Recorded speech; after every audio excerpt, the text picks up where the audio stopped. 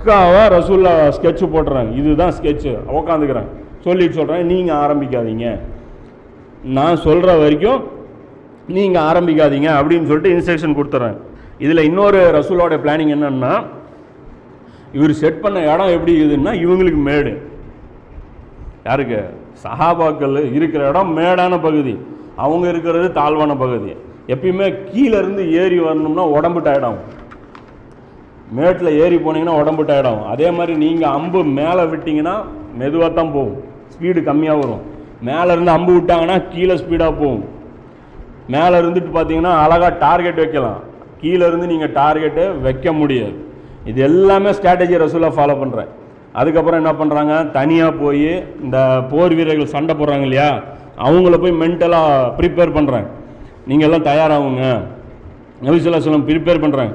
என்ன பண்ணுறாங்க, ஒரு வால் ஒன்று எடுத்து வச்சுக்கிறாங்க ரசூல்லா கையில், அவருடைய வால் எடுத்து கையில் வச்சுட்டு சொல்கிறாங்க, இந்த வாளை உருவி கையில் வச்சுக்கிட்டு இதை என்னிடம் இருந்து வாங்கி இதன் கடமையை நிறைவேற்றுபவர் யார், இதோடைய கடமையை யார் நிறைவேற்ற போகிறா, என்கிட்ட இதை யார் வாங்க போகிறீங்க அப்படிங்கிறாங்க. அலி இல்லைன்னு எந்திரிக்கிறாங்க, ரசூல்லா கொடுக்கல. ஜுபைர் இல்லைன்னு எந்திரிக்கிறாங்க, ரசூல்லா கொடுக்கல. உமர் இல்லைன்னு எந்திரிக்கிறாங்க, நபி ஸல்லல்லாஹு அலைஹி வஸல்லம் கொடுக்கல. ஏன் அப்படின்னா, இவங்க அடுத்த ஒரு சஹாபி எந்திரிக்கிறார், அபூ துஜானா அப்படிங்கிற ஒரு சஹாபி எந்திரிக்கிறார். அவர் என்ன பண்ணுறாருன்னா, இந்த வாளோட கடமை என்ன சொல்லுங்கிறார். இவங்க கேட்கல, இல்லை அவங்க வாழை தான் கேட்குறாங்க, கடமை என்னன்னு கேட்கல, அவங்க கடமையை கேட்குறாரு. இந்த வாளோட கடமை என்ன முதல்ல அதை சொல்லுங்க அப்படிங்கிறார்.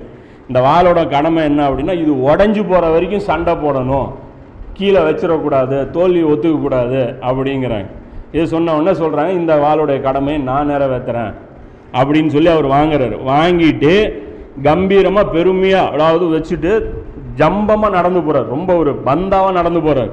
நடந்து போகும்போது அவர் சொல்கிறார், ஒரு சிகப்பு தலப்பா ஒன்று வச்சிருப்பார் அவர், அந்த சிவப்பு தலப்பா எடுத்து நான் கட்டிட்டேன் அப்படின்னா சாகிற வரைக்கும் நான் வந்து ஓய மாட்டேன் அப்படின்னு சொல்லி அவர் அதுக்கு ஒரு ஃபேமஸ். அவர் அந்த அபூ துஜானாங்கிறவர் பார்த்தீங்கன்னா, அவர் சிவப்பு கலர் தலப்பா கட்டிட்டார் அப்படின்னா ஊரே பயப்படும், அந்த மாதிரி ஒரு ஆள்.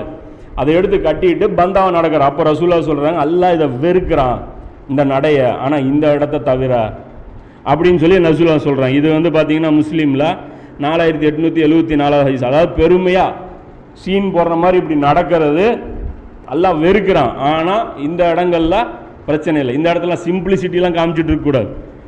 இந்த இடத்துல உள்ள நடுங்கினாலும் தைரியமாக பேசணும். நமக்கு அந்த எதிரில் இருக்கிற படைகளை பார்த்து உள்ளுக்குள்ளே நமக்கு பயம் இருந்தாலும் நான் வேணாம் போயிரு அப்படின்னு, இல்லைன்னா பயம் இருந்தாலும் காமிச்சிக்கூடாது. அப்போ அந்த மாதிரி வந்து பந்தா அங்கே பெருமை அடிக்கலாம், அந்த இடத்துல வந்து ஏன் பண்ணலாம். ஏன் காரணம் அப்படின்னா, அல்லாஹ்வுடைய மார்க்கத்தை மேலோங்கிறதுக்காக நடக்கிற சண்டை.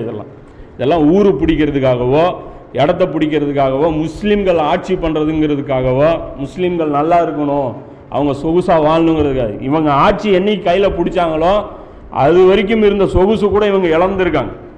யார், நபி ஸல்லல்லாஹு அலைஹி வஸல்லம் இருக்கட்டும், அபூபக்கராக இருக்கட்டும், உமராக இருக்கட்டும், உஸ்மானாக இருக்கட்டும், தலைவர்கள் எல்லாருமே அவன் சொகுசாக இருக்கணுங்கிறதுக்காகத்தான் யார் வேணாலும் பலி கொடுப்பான். ஆனால் ரசூல்லா ஆட்சிக்கு வந்ததுலேருந்து என்னாச்சு, அவர் நல்ல சாப்பாடு சாப்பிட முடியாமல் போச்சு. அபூபக்கர் ஆட்சிக்கு வந்ததுலேருந்து நல்ல சாப்பாடு கிடையாது, நல்ல ட்ரெஸ்ஸு கிடையாது, நல்ல வீடு கிடையாது. விட்டுருந்தா இவங்கெல்லாம் கோடீஸ்வரங்க. இவங்கெல்லாம் சொந்தமாக இவங்களை வந்து இந்த ஃபீல்டுக்கு வராமல் இவங்க இருந்திருந்தாங்கன்னா, பொசிஷனுக்கு அதாவது அரசியலுக்கு இவங்க வராமல் இருந்திருந்தாங்கன்னா, இவங்கெல்லாம் மிகப்பெரிய சொகுசு வாழ்க்கை வாழக்கூடிய அளவுக்கு இவங்க கையில் செல்வம் வச்சுருந்தோம். இது அல்லாஹ்வுடைய அமானத்து, இதில் வந்து நம்ம கை வச்சிடக்கூடாதுங்கிறதுக்காகத்தான் இவங்க இந்த போர்லாம் கலந்துக்கிறாங்க. அப்போ அதனால வந்து அல்லாஹ் ஒரு சில எக்ஸப்ஷன் வந்து அல்லாஹ் இங்கே கொடுக்குறான்.